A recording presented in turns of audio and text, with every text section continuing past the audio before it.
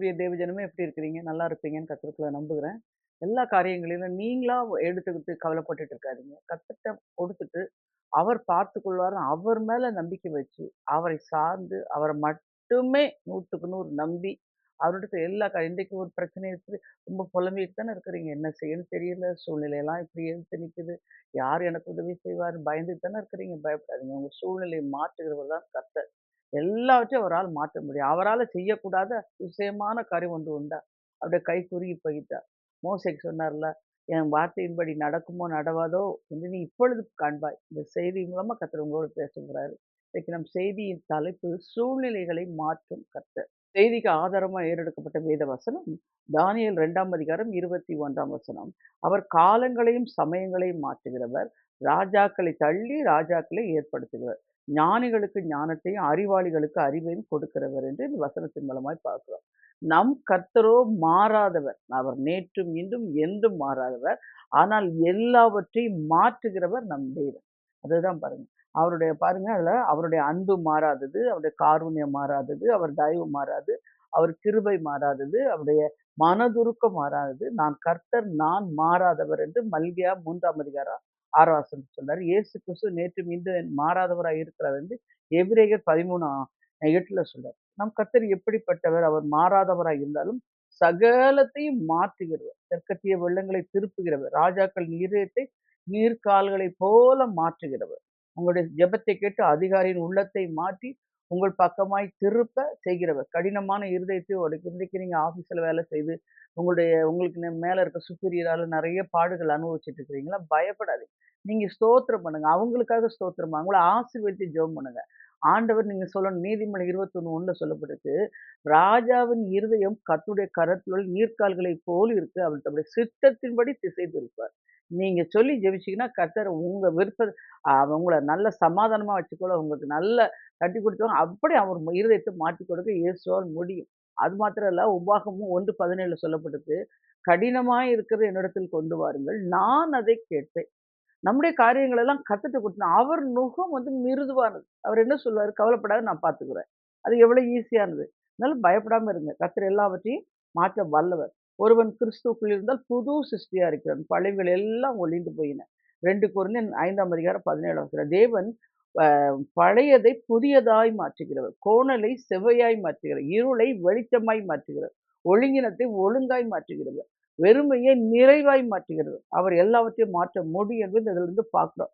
எல்லா காரியங்களையும் கர்த்தர் நம்மோட கூட இருக்கிறார். எல்லாவற்றுக்கும் பெரிய மாற்றம் ஒருவன் கிறிஸ்துவுக்குள் வரும்போது அவர் உள்ளத்தில் தருகிற மாற்றம். பாருங்க, இயேசுவை ஏற்றுக்கொள்வதற்கு முன்னாடி உலகத்துல இருப்போம்.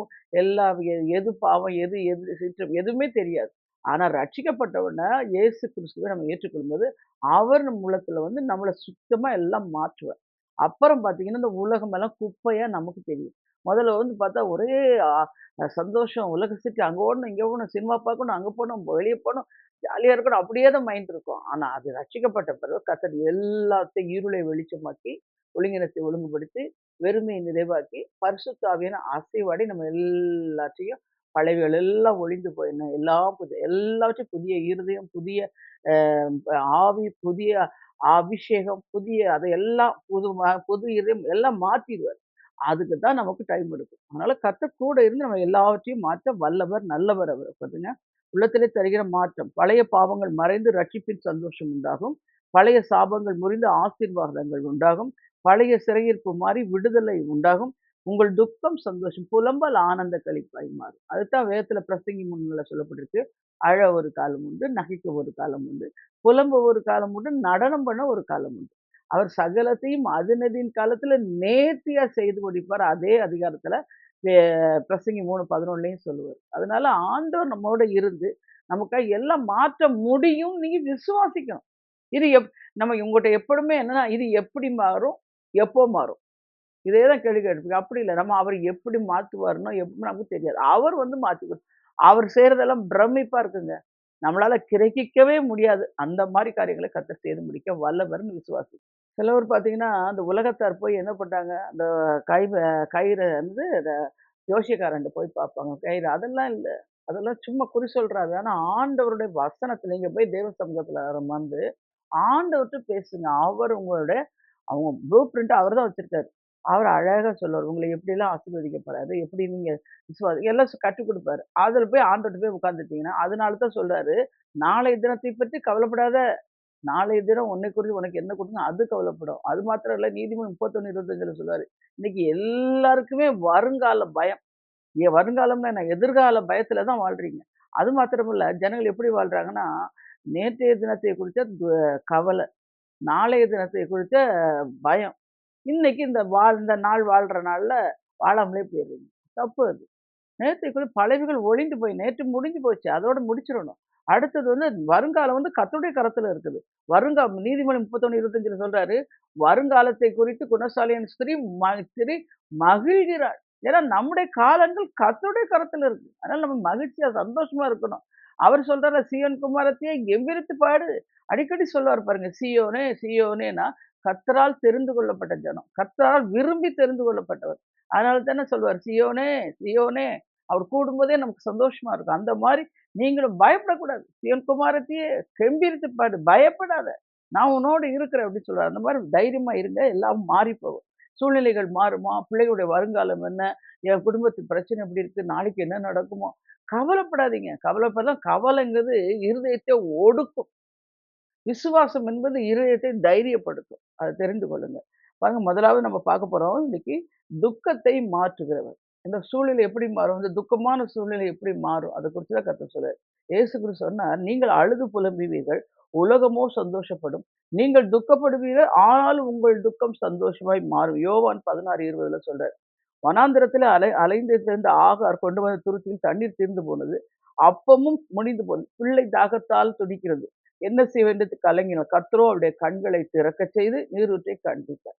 அவள் உடனே ஓடிப்போய் பாருங்க, சில பகுதி பார்க்கும்போது நம்ம ஆகாரை போல சில குடும்பத்தில கணவன் இருந்தாலும் சரி, இல்ல கணவன் மரித்து போனாலும் சரி, ஏதோ ஒரு சூழ்நிலை நம்ம தனிமைப்படுத்தப்பட்ட மாரி இருக்கும். இந்த ஆகார் அப்படித்தான் பாருங்க, அவ வனாந்தரத்தில போய் அந்த குழந்தைய தூக்கிட்டு போயிடுச்சு. எவ்வளோ பெரிய அந்த சூழ்நிலைகள். அதே மாதிரி தானே சில பிரச்சனையில நீங்க இப்ப மாட்டிட்டு இருக்கிறீங்க. ஐயோ! நான் தனிச்சு இருக்கிறேனே! நான் ஒருத்தியா இருந்து கவலைப்படுறேனே! நான் ஏன் எல்லாராலும் மறக்கப்பட்டு போனேன்? எல்லாரும் என்னை ஏன் நேசிக்கல? எல்லாரும் என்னைய தள்ளிட்டாங்க. எல்லாரும் என்னைய விசாரிப்பட்ட சீயோன்னு சொல்றாங்க. நான் தள்ளுண்டோலை போல காணப்படுறேனே!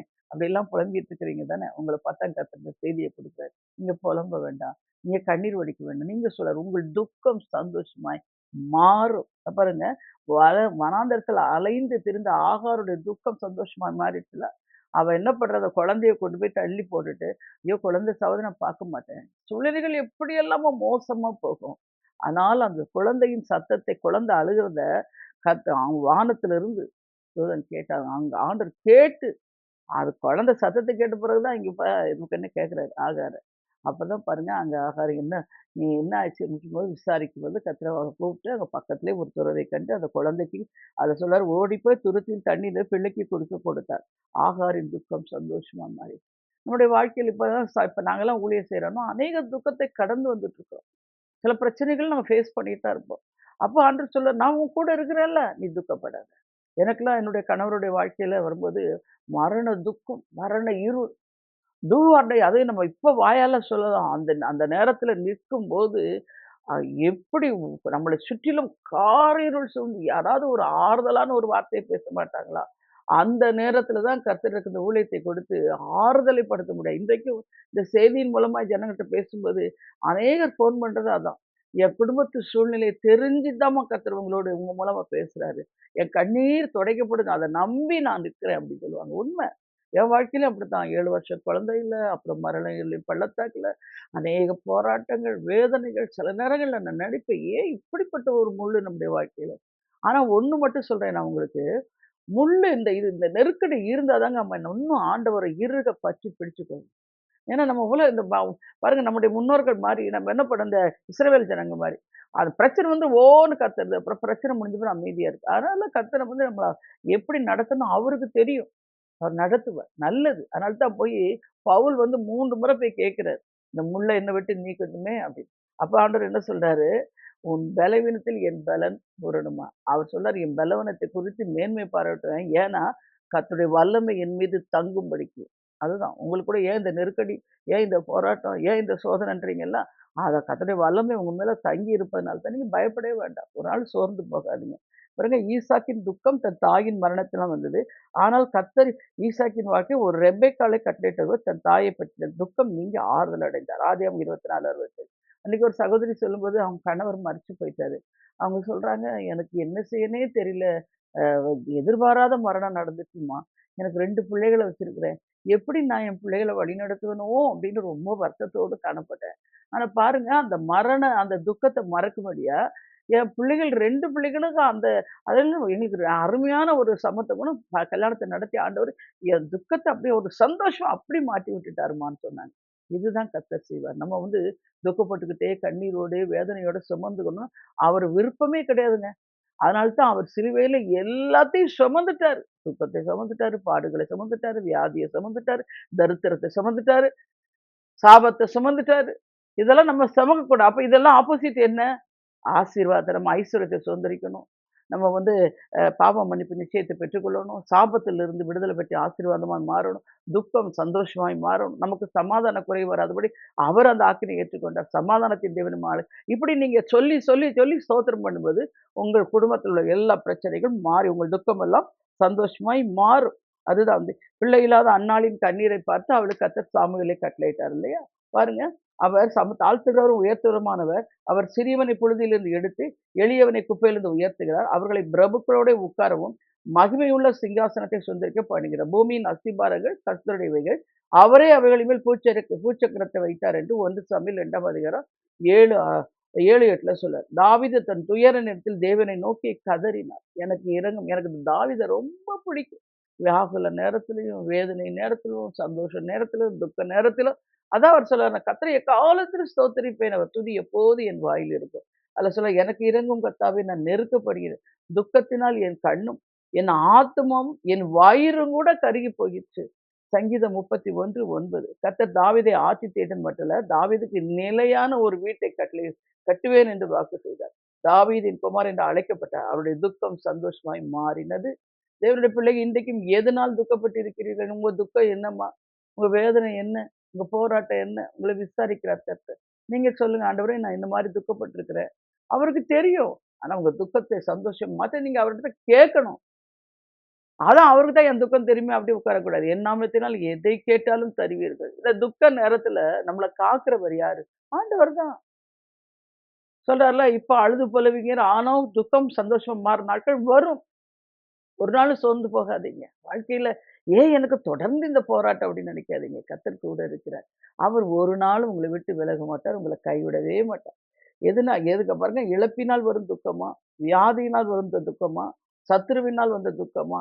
அதாவது எதெல்லாம் நமக்கு எதிரியா இருக்கோ அதெல்லாம் சத்துரு தாங்க. சத்துருவினால் வரும் துக்கம் தான். பிசாசு கொண்டு வரும் துக்கம்.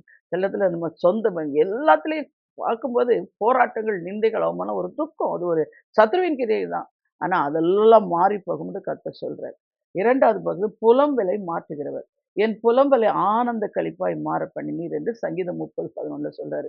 கண்ணீரின் தீர்க்கதரிசன் எரேமியா புலம்பலின் புத்தகத்தை எழுதினார். அவர் எவ்வளவோ உண்மை உத்தமமாய் தீர்க்கதரிசனம் ஊழியம் செய்தும் ஜனங்கள் அவரை ஏற்றுக்கொள்ளவில்லை. அதை நீங்க நினைக்கிறீங்க ஊழிய பாதையில அந்த தீர்க்கதரிசன அழைப்போட நம்ம செய்யும்போது நிறைய போராட்டங்கள ஃபேஸ் பண்ணுவேன். சில இடத்துல ஆண்டவர் இத நீ சொல்லி தான் ஆகணும்னுவாரு. எனக்கு அத சொல்லும்போதே, ஐயோ! ஆண்டவரே இத அவங்க எப்படி எடுத்துப்பாங்களோ அப்படின்னு சொல்லுவேன். எனக்கு ஆண்டவர் ஊழிய அழைப்பிலே என்ன சொன்னாருன்னா, மனுஷரை பிரியப்படுத்த ஊழியம் நெறைய பேர் செய்துட்டு இருக்காங்க. நான் உன்ன அழைச்சதே, எனக்கு நீ உண்மை உத்தமா இருந்து என்ன பிரியப்படுத்த நீ செய்யணும் அப்படின்னு சொன்னாரு. அதனால அது மாத்திரமல்ல, எப்படி ஒரு ஆணியும் சுத்தியலுமோ, ஆணி அடிக்கும்போது சுத்தியலும் அடிக்கும்போது அது உள்ள போகுது. அதே மாரி தான். அதே மாரி பூட்டு சாவி. எப்படி நான் எத சொல்றேனோ, அதத்தான் நீ சொல்லணும். அதுக்கு ஏற்ற சாவி போட்டு திறக்கணும். அதுதான் உனக்கு அழைப்பு சொன்னாரு. அன்னையிலிருந்து கர்த்தர் என்ன சொல்றாரோ அத சொல்லிருவேன். அது சொல்றதே முதல்லலாம் ஒரு மாரி தயக்கமா இருந்துச்சு தீர்க்கதரிசனம் போது. அப்ப டிஜிஎஸ் அங்கிள்ட்ட போய் நான் பேசிட்டு இருக்கும்போது நான் கேட்டேன், ஆண்டவரே, அங்கிள் ஆண்டவர் சொல்றதெல்லாம் அவர் வந்து நடந்ததுன்னு சொல்றாரு. இப்ப நடக்கப்போகுது சொல்லி எனக்கு அது சொல்றதுக்கு ரொம்ப கலக்கமா இருக்கு. அவர் என்ன சொன்னாரு? கர்த்தருடைய வாய்ப்போயில் இருக்கிறான்னு சொல்லிட்டு நம்ம சொல்லிறணும். அதான் தீர்க்கதரிசன அழைப்புமா, சொல்லாம இருக்கக்கூடாதுன்னாரு. அன்னையிலிருந்து நான் கர்த்தருடைய நாமத்தில கிருபையினால் ஜனங்களுக்கு தீர்க்கதரிசனம் நான் எப்பவுமே சில வசனத்த தான் வெளிப்படுத்துவேன். அந்த இப்படி இந்த மாதிரிலாம் பேச மாட்டேன். ஆண்டவரே நீர் எனக்கு இந்த ஜனங்களுக்கு தீர்க்க தரிசனம் உரைக்கும்போது, வசனத்தின் மூலமா அத அவங்களுக்கு சொல்லணும். அப்படிதான் நான் ஆண்டவர்ட்ட கேட்டு, வாஞ்சிச்சு அத பெற்றுக்கொண்டேன். அதுதான் கிருபை வரங்கள். அதெல்லாம் வேதம் சொல்றது. அந்த கண்ணீர் அதாவது எரேமியா தீர்க்கதரிசிய கண்ணீரின் தீர்க்கதரிசின்னு சொல்லுவாங்க. எனக்கும் சில நேரங்கள்ல வந்து ரொம்ப அழுது நான் ஜெபிக்குவேன். என் பிள்ளைகள் எப்பவும் எங்க அம்மா கண்ணீரோட ஜெபம் பண்ணுவாங்க.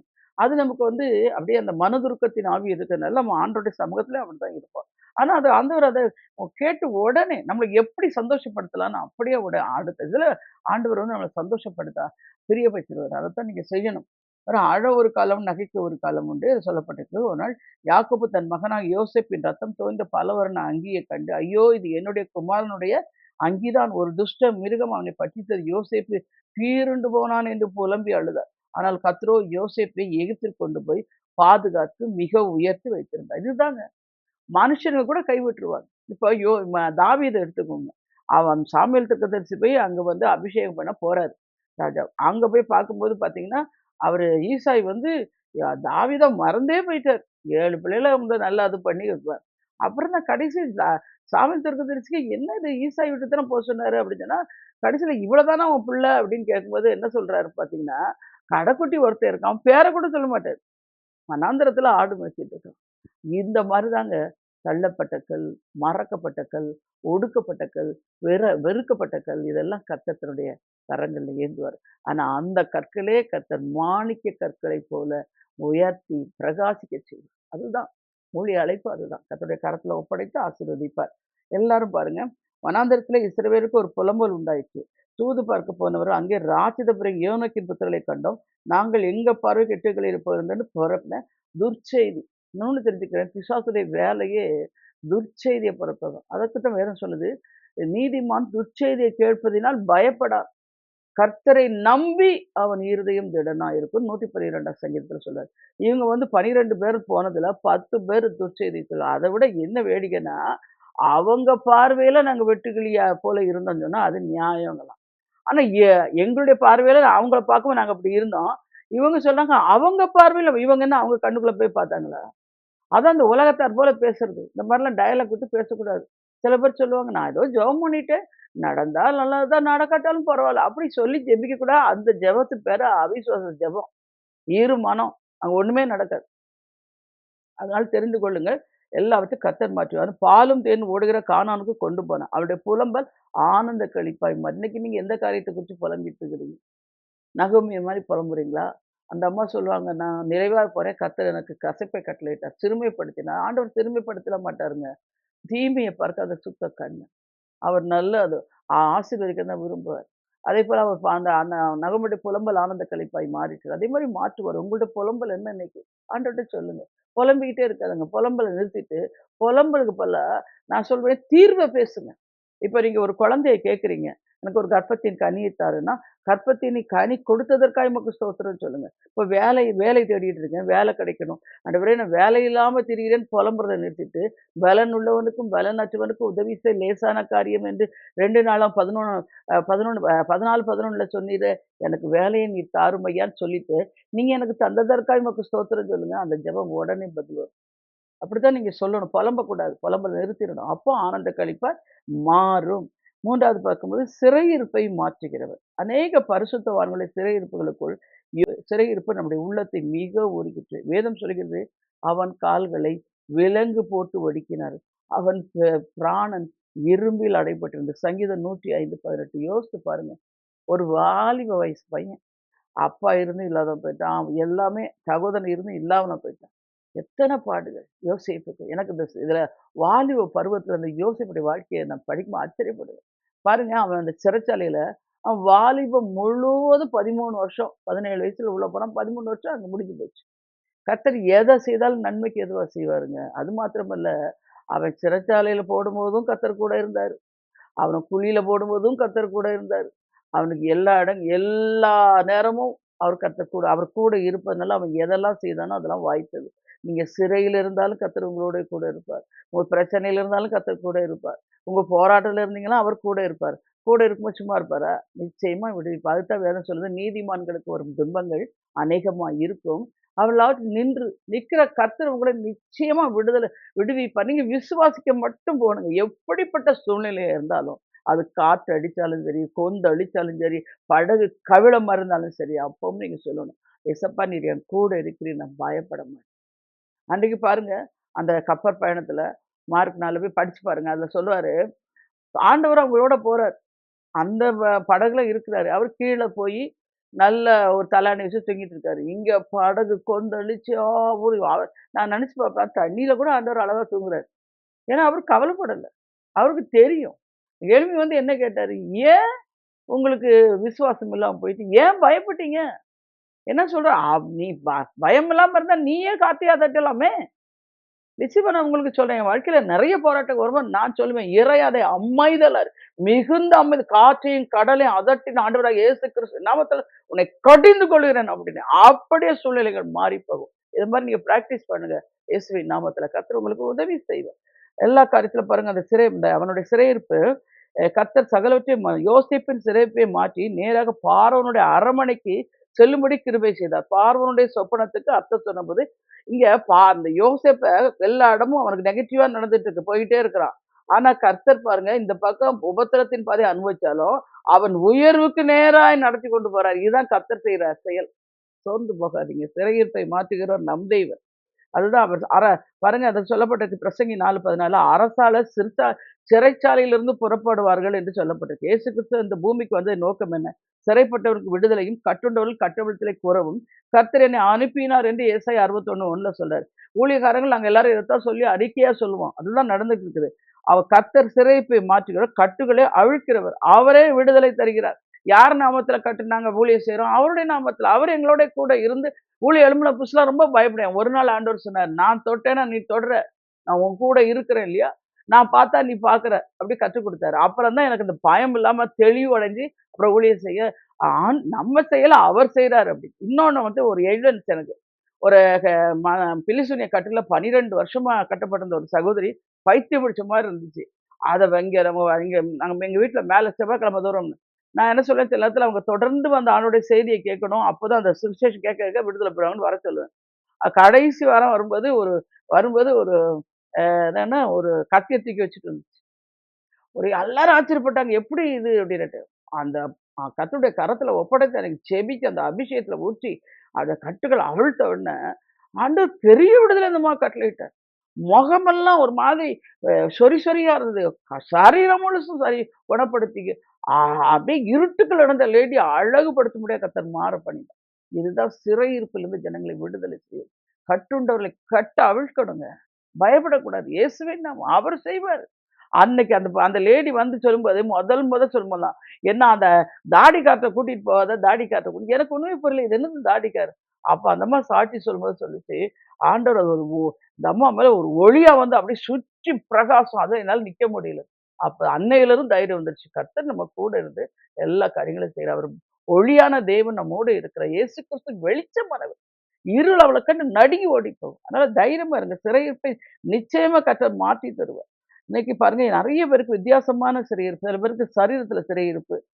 நோய் என்கிற சிறையிருப்பு, இழப்பு என்கிற சிறையிருப்பு, ஆவி ஆத்மா கட்டுண்டது போல் ஒரு நாள் யோபு தன் சிநேகிதருக்காக வேண்டுதல் செய்தபோது, கர்த்தர் அவன் சிறையிருப்பை மாற்றினார் என்று யோபு 42:10. அதே மாரி மற்றவங்களுக்காக ஜெபம் பண்ணீங்க. நீங்க இப்ப என்ன பாதைய கடக்குறீங்க? திருமணம் ஆகலையா உங்க பிள்ளைகளுக்கு? இல்ல கர்ப்பத்தின் கனி கிடைக்கணுமா? இல்ல வேலை கிடைக்கணுமா? இல்ல குடும்பம் ரட்சிக்கப்படலையா? அப்படிப்பட்ட இந்த மாரி இருப்பாங்கல்ல, அந்த ஜனங்களுக்காக நீங்க திறப்புல நின்னு ஜெபிக்க ஆரம்பிச்சீங்கன்னா, யோபு வந்து தன்னுடைய சிநேகிதருக்காக சிறையிருப்பு அவன் சிறையிருப்பு மாற்றப்பட்டது. அது போல செய்யுங்க. தேசத்துக்குள்ள உள்ள இந்த மாரி உங்க பிரச்சனையில மாட்டிட்டு இருக்கவங்களுக்கு விடுதலை தாங்க நீங்க திறப்புல நின்னு கேட்கும்போது, முதல் விடுதலை உங்களுக்கு தான் கிடைக்கும். கர்த்தர் உங்களுக்கு நிச்சயமா உங்கள் சிறையிருப்பை மாற்றிப்போட வல்லவர். மற்றவருக்கு பாரம் எடுத்து ஜெபியுங்க. கர்த்தாவே தெற்கத்தி வெள்ளங்களை திருப்புவது போல எங்கள் சிறையிருப்பை திருப்பும் என்று சங்கீதம் 126:4 சொல்றாரு. கர்த்தர் நிச்சயம் உங்களுடைய சிறையிருப்பை திருப்புவார். தேவன் தம்முடைய ஜனத்தின் சிறையிருப்பை திருப்பது யாக்கோபுக்கு களிப்பும் இஸ்ரவேலுக்கு மகிழ்ச்சி உண்டாகும் என்று சங்கீதம் 53:6. எவ்வளோ சிறைப்பட்டு போனீர்களோ கர்த்தர் உங்கள் சிறையிருப்பை இன்று இந்த செய்தியின் மூலமாய் திருப்புகிறார். அப்ப உங்களுக்கு மகிழ்ச்சியும் கீத சத்தமும் எல்லாம் பிரமிப்படையும்படியா கர்த்தர் உங்களுடைய இருதயத்தை மகிழ பண்ணுவார். தைரியமா இருங்க. இந்த சிறையிருப்பை இன்றைக்கு சிறையிருப்பிலிருந்து நீங்க மீட்கப்பட்டீங்கன்னு விசுவாசிங்க. கர்த்தர் பெரிய காரியங்களை செய்த நிமித்தம் நாங்கள் மகிழ்ந்திருக்கிறோம் என்று சொல்ல முடியாது. கர்த்தர் அற்புதங்களை செய்ய முடியும். அடுத்தபடியா பார்க்கும்போது சாபத்தை மாற்றுகிறவர் இயேசு. உபாகம் 23 அதிகாரம் 5 சொல்றாரு, உன் தேவனாய கர்த்தர் பிலேயாமுக்கு செவி கொடுக்க சித்தமில்லாமல் உன் தேவனாய கர்த்தர் உன்மேல் அன்பு கூர்ந்தபடியினால் உன் தேவனாய கர்த்தர் அந்த சாபத்தை உனக்கு ஆசீர்வாதமாய் மாற பண்ணினார் என்று உபாகம் 23 அநேக சில பேர் வந்து 3 4 தலைமுறை சாபத்திலிருந்து கட்டப்பட்டிருப்பாங்க. அவங்களுக்கு இந்த கட்டவிழ்த்து ஜெபிக்கும் போதெல்லாம் இந்த வசனத்தை சொல்லி தான் ஸ்தோத்திரம் பண்ணி அவங்கள சொல்லுவேன். அதை சொல்ல சொல்ல அந்த சாபத்திலிருந்து அவங்க விடுதலை பெற்று ஆசீர்வதிக்கப்படுவாங்க. நிச்சயமாய் வேதம் என்ன சொல்றது? ஏசாயா 55:11 அவர் அனுப்பின வசனம் வெறுமையாய் திரும்பாமல் அவர் தன் என்ன காரியத்துக்காக நமக்கு அனுப்பியிருக்காரோ அதை செய்து அவர் விருப்பம் நிறைவேறதான் அவர்கிட்ட திரும்புமா. அதுதான் நீங்க விசுவாசிக்கணும். வசனத்தை சொல்லி ஜெபிங்க. கர்த்தர் மாற்றுகிற பாலக் என்ற ராஜா இஸ்ரவேலை சபிப்பதற்கு ஒரு ஆள் கிடைக்குமான்னு தேடித்து கடைசியில் தீர்க்கதரிசி பிலேயாமை கண்டுபிடித்து கூலிப்படுத்தி இஸ்ரவேல் ஜனங்களை சபிக்க வேண்டும் என்று கேட்டுக்கொண்டார். ஆனால் பிலேயாம் கண்டது என்ன? இஸ்ரவேலை ஆசீர்வதிப்பதே கர்த்தருக்கு பிரியம். இதை கேட்டுக்கொண்டிருக்க தேவ பிள்ளையே, இவங்க சூனியம் பண்ணிட்டாங்க, இவங்க மந்திரம் பண்ணிட்டாங்க, மாங்காய் பண்ணிட்டாங்களா, பயப்படாதீங்க. இங்க சொல்றாரு, இஸ்ரவேலை ஆசீர்வதிப்பதே கர்த்தருக்கு பிரியம். உங்களை யாரையும் சபிக்க கர்த்தர் அனுமதிக்கவே மாட்டாரு. அதை விசுவாசம். உங்களை ஆசீர்வதிப்பதான் கர்த்தருக்கு பிரியம். இங்க சொல்லப்பட்டிருக்கு இந்த வசனத்துல. பிலேயாம் வந்து சபிக்க வந்திருக்காங்க. அவர் சபிக்க விடல சுவாமி. தேவன் ஆசீர்வதிக்க நான் சபிப்பது எப்படி? ஆசீர்வதிக்க கட்டளை பெற்றேன். ஆகவே கர்த்தர் ஆசீர்வதிக்கும் அதை நான் திருப்பக்கூடாது என்று சொன்னார் என்று எண்ணாகமம் 24 சொல்லப்பட்டிருக்கு. அதனுடைய யாக்கோபு ஆசீர்வாதத்தை கர்த்தரிடத்தில் விரும்பி நீர் என்னை ஆசீர்வதித்தால் ஒழியாமை போக விடேன் என்று மன்றாடினார் என்று ஆதியாகமம் 32:26 பார்க்கிறோம். அப்பொழுது கர்த்தர் அங்கே அவனை ஆசீர்வதித்தார். கர்த்தர் தன்னுடைய பிள்ளைகளை மந்திரவாதமோ பில்லி செய்வினை வல்லமையோ காக்காதபடி காக்கிறவர். யாக்கோபுக்கு விரோதமான மந்திரம் இல்லை, இஸ்ரவேலுக்கு குறி சொல்ல. இந்த வசனத்தை நீங்க தினந்தோறும் சொல்லுங்க. இதுக்கு பதிலா அவன் மந்திரம் பண்ண மாங்காய் பண்ணாலும் சொல்லாதீங்க. வசனத்தை சொல்லிட்டீங்கன்னா வசனம் அங்க அக்கினி பட்டயம் கருக்குள்ள பட்டயம் அங்க ஓடி போயிடுவான் பிசாசு. இதைத்தான் நீங்க சொல்லணும். அப்ப தைரியமா நீங்க வாழ முடியும். சாபங்களை ஆசீர்வாதமாய் திருப்புகிற தேவன் நெகமியா 13:2 சொல்றாரு, உனக்கு விரோதமா உருவாக்கப்பட்ட எந்த ஆயுதம் வாக்கியதைப்போ உனக்கு விரோதமா நியாயத்தில் எழும்பினாவே நீ குற்றப்படுத்துவாய். இது கர்த்தருடைய ஊழியக்கார சுதந்திரம் என்னால் அவருடைய நீதிமா இருக்கிறது கர்த்தர் சொல்கிறார். ஏசாயா 54:17 சொல்றாரு, இயேசு கிறிஸ்து பூமிக்கு வந்து சாபத்தை முறிக்கும்படி சபிக்கப்பட்ட மரத்தில் தொங்கினார். சாபமான முள்முடியை மகிழ்ச்சியோடு ஏற்றுக்கொண்டார். மரத்தில் தூக்கப்பட்ட எவனும் சபிக்கப்பட்டவன் எழுதியிருக்கபடி கிறிஸ்து நமக்காக. அதனால்தான் தேவ பிள்ளைகளை உங்களுக்கு நான் சொல்றேன், கிறிஸ்து உங்களுக்காக எனக்காக நமக்காக சாபமாகி நியாயப்பிரமாண சாபத்திற்கு நம்மை நீங்களாக்கி மீட்டு கொண்டார் என்ற கலாத்தியர் 3:13 ஸ்தோத்திரம் பண்ணுங்க. அதனால நான் சாபத்துல இருக்கிறேன், என் 3 தலைமை சாபம் என்னை என் குடும்பத்தை பிடிச்சிருக்கு, இதெல்லாம் நீங்க சொல்லவே கூடாது. இது ஒரு சின்ன பாயிண்ட் கிடைச்சாலே அவன் தந்திரம் உள்ளவன். விசுவாசுடைய தந்திரத்துக்கு எதிர்த்து நிக்கணும். அதை பிடிச்சுக்குவான். அதனால இந்த வசனத்தை சொல்லிட்டீங்கன்னா அவன் ஓடி போயிடுவான். கர்த்தர் உங்களை நிச்சயமா ஆசீர்வதிப்பார். சிலுவையில சகல சாபங்களையும் தமது சுமந்து தீர்த்தார். இனி எந்த சாபம் உனக்கு இராது. அதாவது வெளிப்படுத்தல் 22:5-3 சொல்றாரு, இனி ஒரு சாபம் வராது. அந்த செய்தியை கேட்டுக்கொண்டிருக்க தேவ பிள்ளை, இனி உன் மீதோ உன் குடும்பத்தின் மீதோ உன் பிள்ளைகள் மீதோ உன் சந்ததி மீதோ கணவன் மீதோ சாபம் இராது. இனி ஒரு சாபம் இராது. வெளிப்படுத்தல் 22:3 என்னை குறிச்சு என் குடும்பத்தை குறிச்சு எழுதப்பட்டிருக்குன்னு சொல்லிருங்க. சொல்லி ஸ்தோத்திரம் பண்ணுங்க. சாபம் விலகி போவதை பார்ப்பீங்க. எல்லாவற்றிலும் கர்த்தர் கூட இருக்கிறதே உணர முடியும். எல்லா காரியங்களையும் கர்த்தர் பொறுப்படுத்திக் கொள்ள சூழ்நிலையில மாற்ற இயேசுவால் முடியும். என்ன காரியத்துல உங்களுக்கு சூழ்நிலை மாறணும்னு விரும்பி இருக்கிறீர்களோ இன்றைக்கு கர்த்தர் மாற்றுவார். குடும்பத்துல சமாதானம் வேண்டுமா, சந்தோஷம் வேண்டுமா, சாபம் மாறி ஆசீர்வாதமாய் மாற வேண்டுமா, இல்ல என்ன உன்னப்ப வேலை இல்லாதவங்க வேலை கிடைக்கணுமா, ரட்சிக்கப்படாத குடும்பத்தை ரட்சிக்கப்படணும், எதையும் கர்த்தர் இந்த செய்தியை கொடுத்தனால உங்கள் சூழ்நிலையை மாற்றி பிரமிக்கத்தக்க அதிசயத்தை காணப்படுவார். நாம் ஜெபிப்போமா? எங்களை மிகுதியாய் நேசிக்கிற அன்புள்ள ரட்சகா, இன்றவன் மேல் சொன்னீர் ஆண்டவர், நேற்றும் இன்றும் என்றும் மாறாத கிறிஸ்து இந்த பிள்ளைகளுடைய ராஜாக்களை தள்ளி ராஜாக்களை ஏற்படுத்து. இவருடைய புலம்பலெல்லாம் ஆனந்த கழிப்பாய் மாறிட்டு, அவருடைய துக்கமெல்லாம் சந்தோஷமா மாறிட்டு, அவருடைய சாபமெல்லாம் ஆசீர்வாதமா மாறிட்டு, இந்த செய்தியின் மூலம் இதை பார்த்து கொண்டிருக்கிற ஒவ்வொரு குடும்பத்தின் மீது உடைய ஆசீர்வதிக்கப்பட்ட கரம் நீட்டப்பட்டதற்காக உமக்கு ஸ்தோத்திரம். அவங்க எந்தெந்த காரியத்தில் அதிசயம் நடக்க வேண்டும், அற்புதம் நடக்க வேண்டும் என்று இயேசுவின் நாமத்தில் கேட்கிறார். எல்லாவற்றையும் இப்பொழுது இந்த நிமிஷத்துல இந்த பிள்ளைகளுக்கு ஆசீர்வாத மாளிகை பொழிந்தருளி அவர்கள் நினைப்பதற்கு வேண்டிக் கொள்வதற்கு மேலாய் கர்த்தர் கிரியை செய்து பிரமிக்கத்தக்க அதிசய காரியங்களை வாய்க்க பண்ணுவீராக.